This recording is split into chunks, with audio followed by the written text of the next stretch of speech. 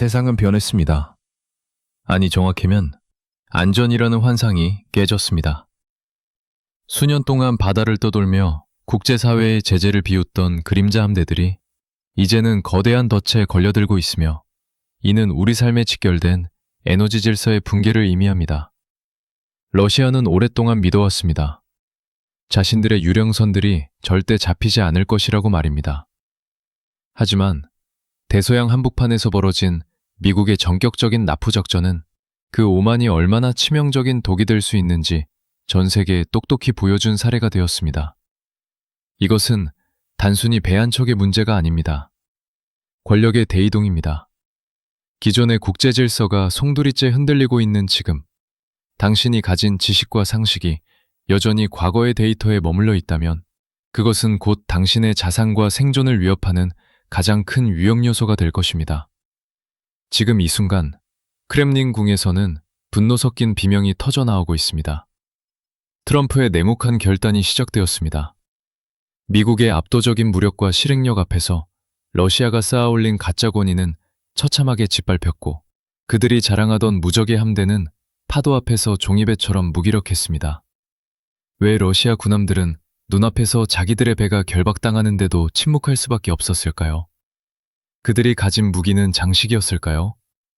아니면 우리가 아직 알지 못하는 더 거대한 힘의 논리가 그들의 포신을 물리적으로 억누르고 있는 것일까요? 30살이 넘은 성인이라면 이제는 압니다. 세상은 정의가 아니라 힘으로 움직입니다. 오늘 우리는 이 사건의 이면에 숨겨진 잔혹하고도 명확한 진실을 파헤치며 앞으로 다가올 거대한 경제적, 군사적 파장을 분석할 것입니다. 준비되지 않은 자에게 미래는 그저 공포일 뿐입니다. 하지만 본질을 꿰뚫어보는 통찰력을 가진 이들에게는 이 혼돈 속에서도 살아남을 수 있는 새로운 기회의 지도가 보이기 마련입니다. 대서양의 차가운 파도 위에서 시작된 이 전쟁은 이제 단순한 해외 뉴스를 넘어 당신의 경제적 판단에까지 깊숙이 침투하고 있습니다. 정신을 바짝 차려야 합니다. 지금부터 우리가 목격하게 될 것은 단순한 납포 사건이 아니라 새로운 제국의 선언이자 몰락하는 자들이 내뱉는 마지막 단발마이기 때문입니다. 푸틴의 환상이 깨지는 소리가 들리십니까? 미국이 던진 냉혹한 현실의 무게를 느끼십니까? 지금 이 순간에도 역사는 당신의 예상보다 훨씬 빠르게, 그리고 아주 잔인하게 흘러가고 있습니다. 모스크바의 반응을 보면 현재 그들이 느끼는 당혹감이 어느 정도인지 가늠할 수 있습니다. 단순한 항의가 아닙니다. 이것은 이성을 잃은 자들이 내뱉는 비명이며 동시에 자신들의 무기력함을 역설적으로 증명하는 증거이기도 합니다. 러시아 국가두마의 한 고위 정치인은 미국 군함을 어뢰로 격침해야 한다는 극단적인 발언을 서슴지 않았습니다. 심지어 도널드 트럼프 대통령에 대한 암살을 암시하는 발언까지 서약 없이 터져나왔습니다. 국가 간의 외교적 수사라고는 믿기지 않는 이 천박하고도 폭력적인 언어들은 현재 러시아가 처한 전략적 고립이 얼마나 심각한지를 단적으로 보여줍니다. 정상적인 국가라면 논리를 앞세웁니다.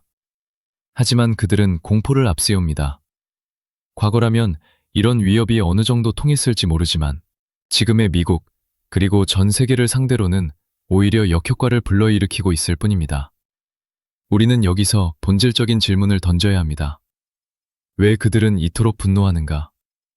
답은 명확합니다. 대서양 한복판에서 자신들의 자존심이자 자금줄이었던 유령함대가 납포되는 과정을 무기력하게 지켜볼 수밖에 없었기 때문입니다. 강한 자는 말이 없습니다. 진정한 권력은 행동으로 말합니다.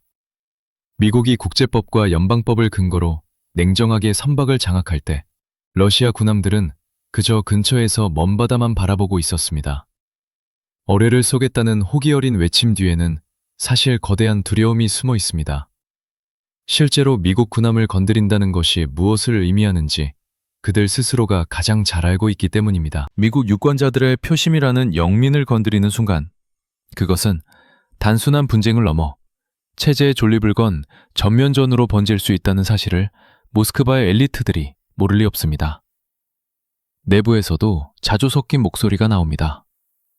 러시아 내부의 냉철한 전략가들은 이번 사건을 두고 우리 스스로 화를 자초했다고 비판합니다. 처음부터 해당 선박이 러시아 소속임을 공식화하지 말았어야 했다는 지적입니다. 애매한 위치에서 자신들의 배라고 선언해버린 순간 그 배를 지키지 못한 책임은 고스란히 크렘린궁의 몫이 되었습니다. 명분도 실리도 모두 잃어버린 셈입니다. 러시아의 한 군사 블로거는 외교적 수사만으로는 더 이상 아무도 겁줄 수 없다는 사실을 뼈아프게 고백하기도 했습니다. 힘이 뒷받침되지 않은 분노는 조롱의 대상이 될 뿐입니다. 지금 모스크바가 보여주는 행태가 정확히 그렇습니다. 국제연합에 항의하고 인권과 국제법을 운운하지만 정작 본인들이 우크라이나에서 저지른 행보를 떠올려 본다면 이는 지독한 모순이자 자가당착에 불과합니다. 결국 이 모든 소동은 하나의 결론으로 귀결됩니다. 러시아의 위협은 이제 종이 호랑이의 포효에 지나지 않는다는 사실입니다. 말로는 세상을 파괴할 것처럼 굴지만 정작 바다 위에서는 단 한 발의 포탄도 쏘지 못하는 것이 그들의 차가운 현실입니다. 이러한 모스크바의 발작적인 반응은 오히려 워싱턴의 결심을 더욱 굳건하게 만들고 있습니다. 상대가 약점을 드러낼 때 더 강하게 밀어붙이는 것이 트럼프식 협상의 기본 원칙이기 때문입니다. 이제 공은 다시 미국으로 넘어갔습니다. 하지만 여기서 끝이 아닙니다. 러시아의 비명이 커질수록 미국의 다음 행보는 더욱 대담해지고 있습니다. 트럼프가 던진 다음 카드는 단순히 선박나포를 넘어 동맹 전체의 판을 흔드는 거대한 폭풍을 예고하고 있습니다. 도널드 트럼프의 세계관은 매우 단순하고 명확합니다. 세상에 공짜 점심은 없습니다. 그는 나토를 단순한 군사동맹이 아니라 일종의 서비스 계약으로 취급하며 이 관점은 지금 전 세계 안보 지형을 근본적으로 뒤흔들고 있습니다. 과거의 미국 대통령들이 동맹이라는 명분 아래 막대한 비용을 감수했다면 트럼프는 철저하게 계산기를 두드립니다. 그는 나토 회원국들에게 국내 총생산의 2%라는 기존 목표치를 넘어 이제는 5%까지 분담금을 올리라고 요구하고 있습니다. 이것은 단순히 돈을 더 내라는 협박이 아니라 미국의 압도적인 군사력을 이용하고 싶다면 그에 상응하는 대가를 치르라는 비즈니스적 통보입니다. 여러분은 이 지점에서 무엇을 느껴야 합니까? 보호받지 못할 때 발생하는 손실에 주목해야 합니다. 미국이 동맹국들에게 강한 압박을 가하는 이유는 역설적으로 그만큼 미국의 보호가 강력하기 때문입니다. 러시아의 상황을 보십시오. 그들은 자신들의 그림자 함대를 지켜주겠다고 큰소리쳤지만 정작 대서양에서 작전이 벌어질 때 그들이 보여준 것은 침묵뿐이었습니다. 이것이 바로 실질적인 힘을 가진 동맹과 구호만 외치는 세력의 차이입니다. 한국이나 일본 같은 국가들이 미국과의 방위비 분담금 협상에서 진통을 겪으면서도 결국 미국의 손을 놓지 못하는 이유가 여기에 있습니다. 미국이 제공하는 해구상과 정보력, 그리고 이번 사건에서 보여준 전격적인 나포작전 같은 실행력은 돈으로 환산할 수 없는 가치를 지니기 때문입니다. 트럼프는 말합니다. 미국이 아니었다면 러시아는 이미 우크라이나 전체를 집어삼켰을 것이라고 말입니다. 이 발언은 자화자찬처럼 들릴 수 있지만 냉혹한 현실을 관통하고 있습니다. 유럽의 강대국들이 입으로만 평화를 외칠 때 미국은 행정명령 하나로 바다 위의 유전이나 다름없는 대형 유조선을 멈춰 세웠습니다. 이것이 바로 트럼프가 추구하는 미국 우선주의의 실체입니다. 적들에게는 공포를 주고 동맹들에게는 비용을 청구하며 미국의 이익을 극대화하는 방식입니다. 동맹국들이 비용 지불을 주저할 때 트럼프는 가차없이 경고를 던집니다. 보호를 원하지 않는다면 스스로를 지키라는 냉정한 메시지입니다. 이 과정에서 발생하는 안보 공백은 해당 국가에게는 치명적인 재앙이 될 수 있습니다. 러시아와 중국은 나토의 분열을 기대하고 있습니다. 하지만 트럼프는 오히려 나토를 자신의 통제 아래 두는 방식으로 판을 다시 짜고 있습니다. 그는 나토를 싫어하는 것이 아니라 미국의 자원을 낭비하는 무임승차자들을 혐오하는 것입니다.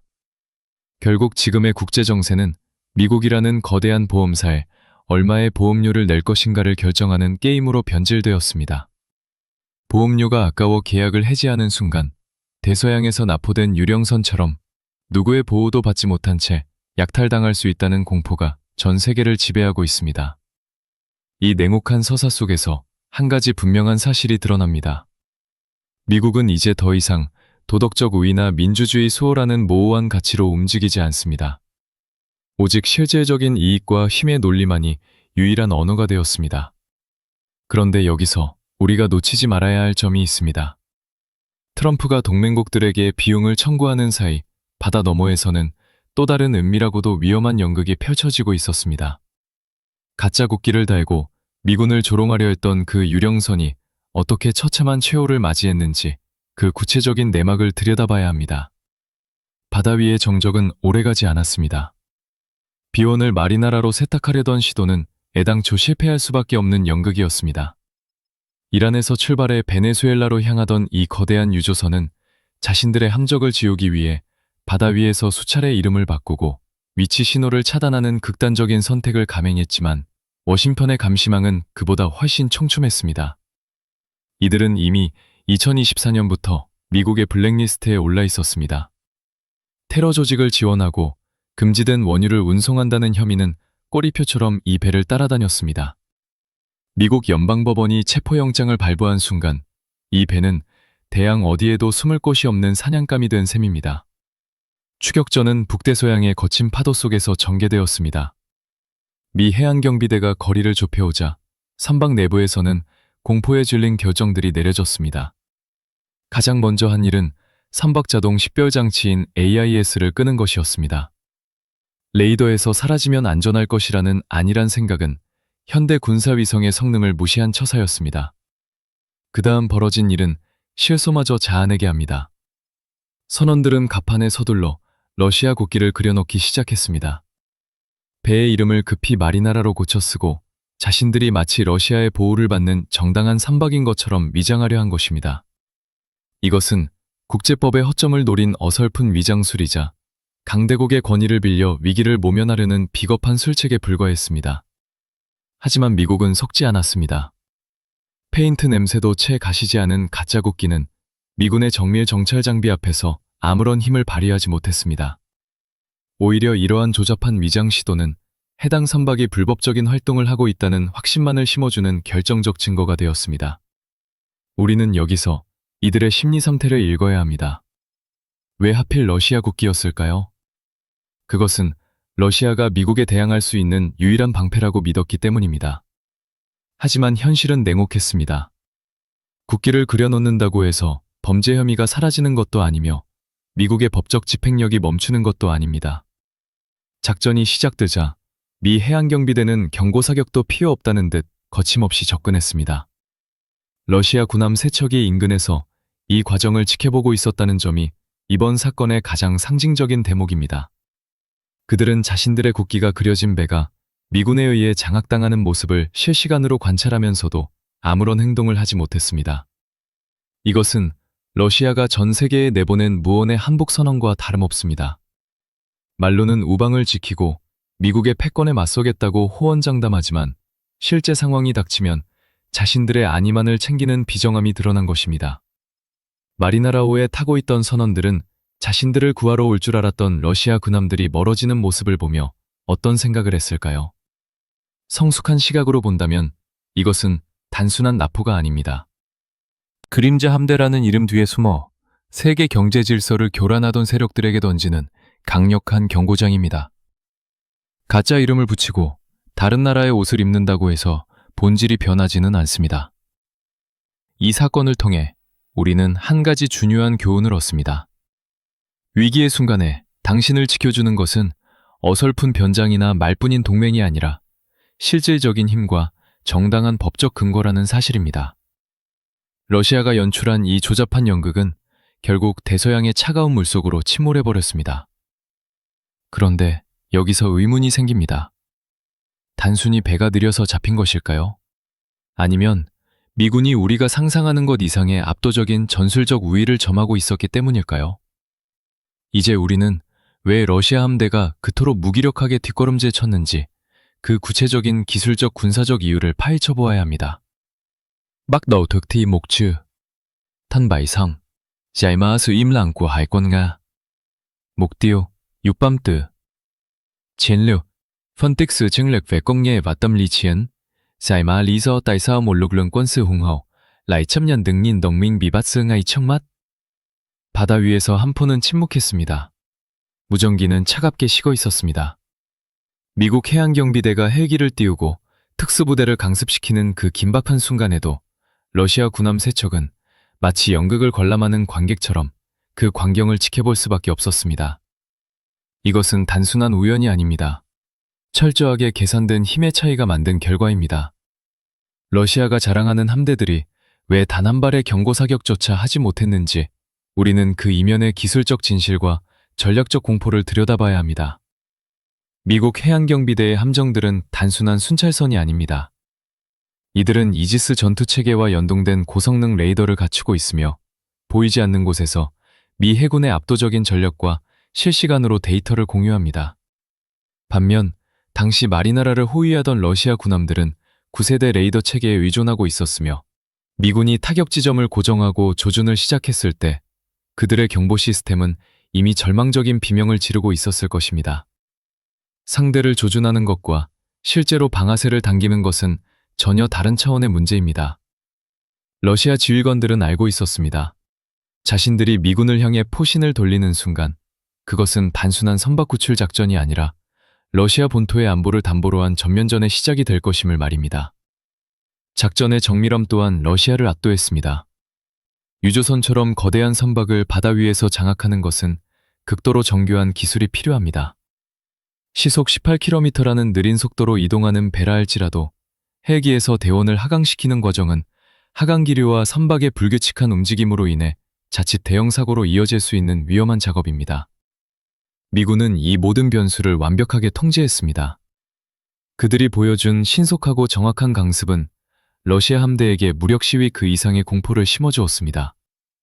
기술적 열세와 전략적 판단 미스가 겹치면서 러시아는 자신들의 자존심이 짓밟히는 과정을 생중계로 지켜보는 굴욕을 선택할 수밖에 없었던 것입니다. 군사 전문가들은 이 지점을 주목합니다. 무기는 소유하는 것이 아니라 사용할 의지가 있을 때 비로소 가치를 가집니다. 러시아는 무기를 가졌으되 사용할 의지를 상실했고 미국은 법정 명분과 압도적 무력을 결합해 상대의 의지를 물리적으로 꺾어버렸습니다. 우리는 흔히 숫자로 군사력을 비교하곤 합니다. 하지만 실제 전장에서는 시스템의 통합 능력과 결단력이 승패를 가릅니다. 이지스 시스템이 선사하는 정밀한 데이터와 미군의 거침없는 실행력 앞에서 러시아의 구식 함대들은 그저 거대한 고철 덩어리에 불과했습니다. 이 침묵의 대가는 혹독할 것입니다. 동맹국들은 이제 러시아의 보호 약속이 얼마나 허망한지 깨달았습니다. 돈을 내고 보호를 사는 트럼프의 방식이 차라리 솔직하고 안전하다는 인식이 확산되는 계기가 된 셈입니다. 결국 대서양의 침묵은 러시아 군사력의 실체를 폭로하는 거대한 자백이었습니다. 이들은 자신들의 자금줄인 기름배 하나 지키지 못하는 처지로 전락했습니다. 미국이 던진 이 조용한 경고는 이제 대서양을 넘어 전 세계 모든 분쟁 지역으로 퍼져나가고 있습니다. 하지만 미국의 사냥은 여기서 멈추지 않았습니다. 마리나라를 장악한 지 불과 몇 시간 만에 또 다른 목표물이 미군의 레이더에 포착되었습니다. 그것은 이름도 국적도 없는 유령 중의 유령이었습니다. 마리나라는 시작일 뿐이었습니다. 사냥은 멈추지 않았습니다. 대서양의 소동이 가시기도 전에 카리브해의 푸른 바다 위에서 또 다른 그림자가 미국의 레이더망에 포착되었습니다. 이번에는 소피아라는 이름의 유조선이었습니다. 이 배는 그 어떤 국가의 깃발도 달지 않은 무국적 상태로 불법적인 원유를 실어 나르고 있었습니다. 미국 남부사령부와 해양경비대의 정밀한 협동작전 끝에 소피아 역시 마리나라와 같은 운명을 맞이하며 미국 본토로 압송되었습니다. 이것은 단순한 우발적 사고가 아니라 치밀하게 설계된 에너지 봉쇄 작전의 일환입니다. 미국은 이미 2025년 12월부터 베네수엘라를 향한 강력한 해상 공세를 선언한 바 있습니다. 적대국들의 자금줄이 되는 기름 한 방울조차 바다 밖으로 나가지 못하게 하겠다는 워싱턴의 서늘한 결의가 실제 행동으로 나타나고 있는 것입니다. 왜 하필 베네수엘라와 소피아였을까요? 여기에 러시아의 뼈아픈 전략적 실책이 숨어 있습니다. 러시아는 그동안 베네수엘라에 수십억 달러 규모의 무기를 수출하며 그 대금을 원유로 받아왔습니다.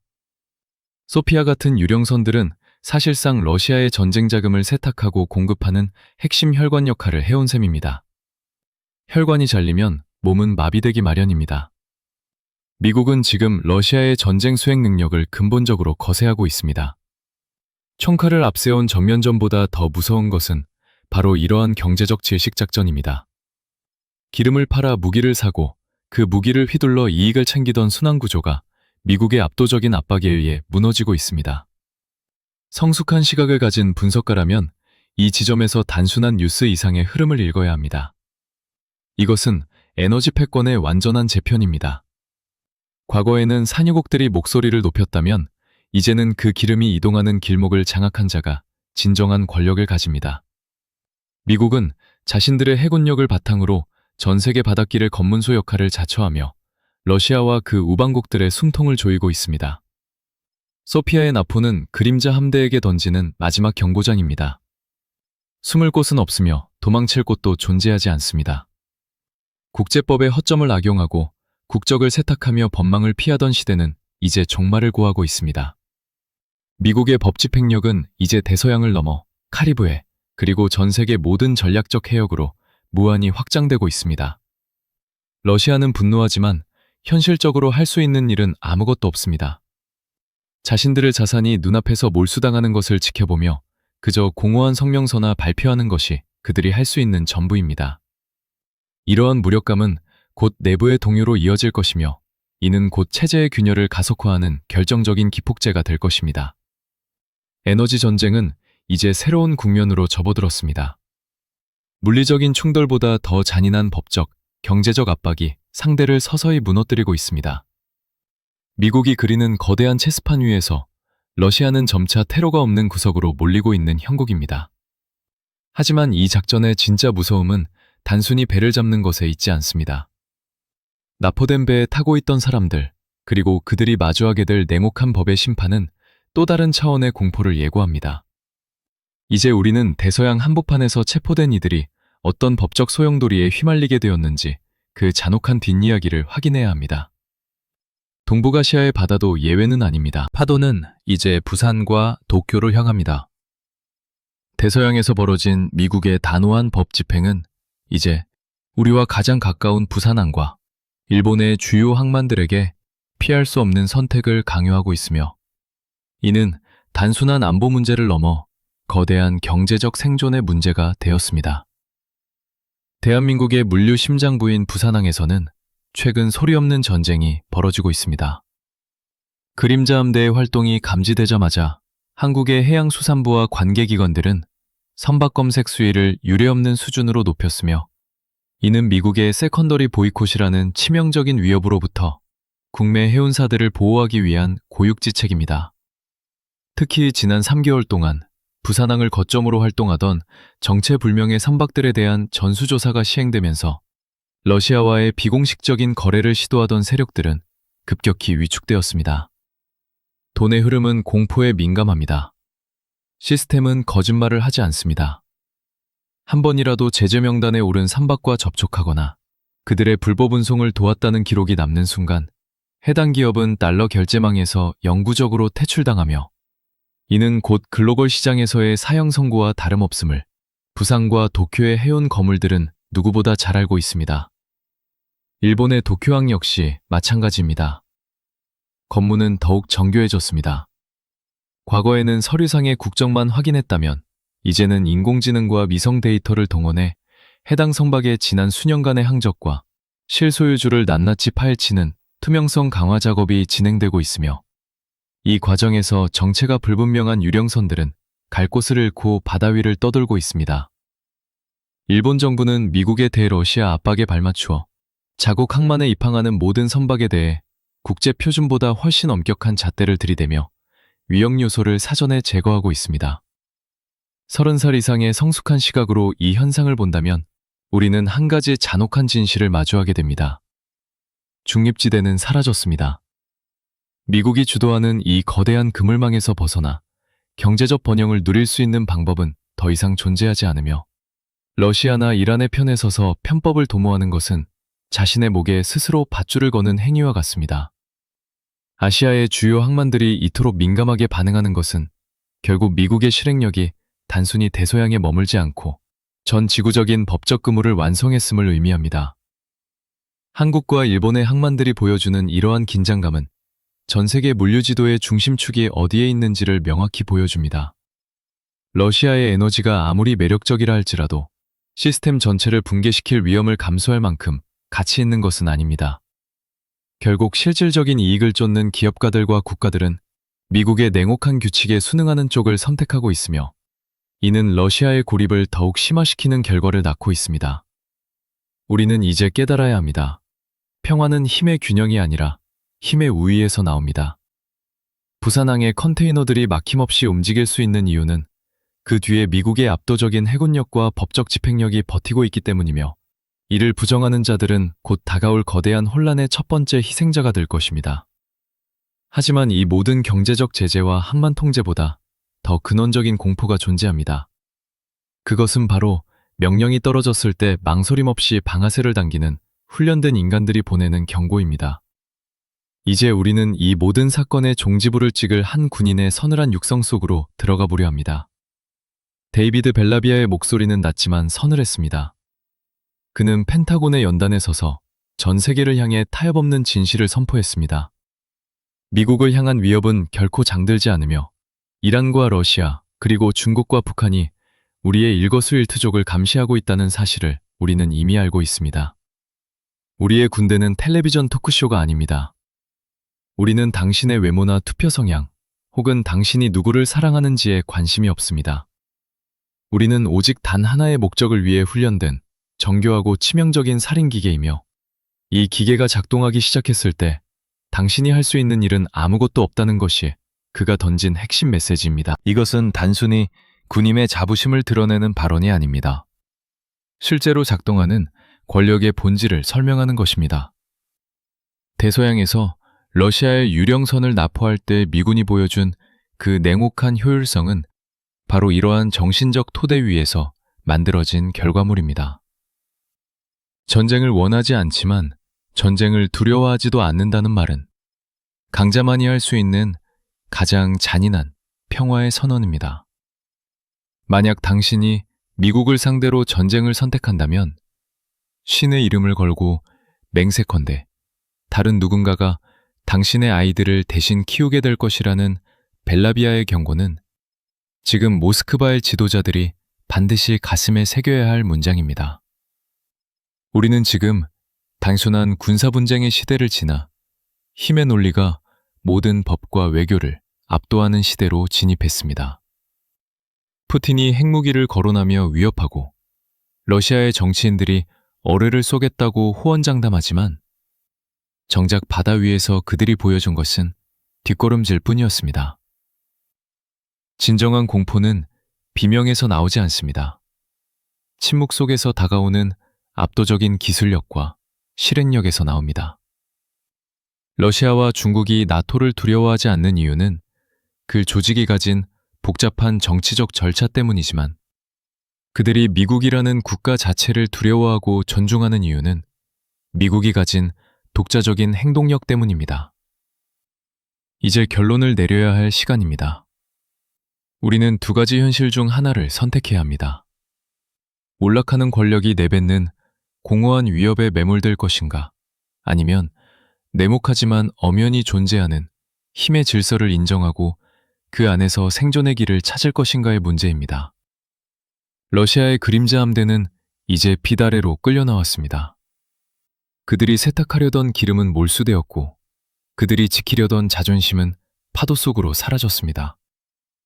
이것은 일시적인 사건이 아니라 앞으로 다가올 수많은 납포와 제재, 그리고 물리적 충돌의 예고편에 불과합니다. 당신이 만약 국제 정세의 흐름을 읽고 경제적 판단을 내리는 위치에 있다면 감상적인 민족주의나 구시대적인 복맹과는 과감히 버려야 합니다. 지금은 누가 더 정의로운가를 따지는 시대가 아니라 누가 더 확실한 물리력을 행사할 수 있는가를 지켜봐야 하는 시대입니다. 미국은 이미 자신의 패를 모두 보여주었습니다. 법적 영장과 해안경비대, 그리고 그 뒤를 바치는 무적의 해군력이라는 카드는 이제 전 세계 모든 바다를 미국의 통제 아래 두고 있습니다. 이 그물을 벗어날 수 있다고 믿는 것은 도박이며 그 도박의 대가는 당신의 모든 자산을 잃는 것으로 돌아올 것입니다. 우리는 오늘 대서양의 파도에서 시작해 부산항의 검문소, 그리고 펜타곤의 연단까지 이어지는 거대한 권력의 지도를 살펴보았습니다. 세상은 더 이상 당신의 기대를 기다려주지 않습니다. 더 강한 자가 규칙을 정하고 더 준비된 자가 그 규칙을 이용해 불을 쌓는 법입니다. 마지막으로 이 모든 분석은 현재 가용 가능한 정보와 군사적 데이터를 바탕으로 한 주관적이고 전문적인 견해임을 밝힙니다. 특정 국가나 정치 세력을 옹호하기 위함이 아니라 변화하는 세계 질서의 위험 요소를 사전에 파악하여 독자 여러분의 통찰력을 돕기 위한 목적입니다. 항상 깨어 있어야 합니다.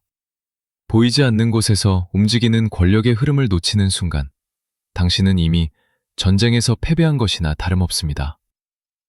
오늘의 분석이 여러분이 이 혼돈의 시대를 헤쳐나가는 데 있어 날카로운 나침반이 되었기를 바랍니다.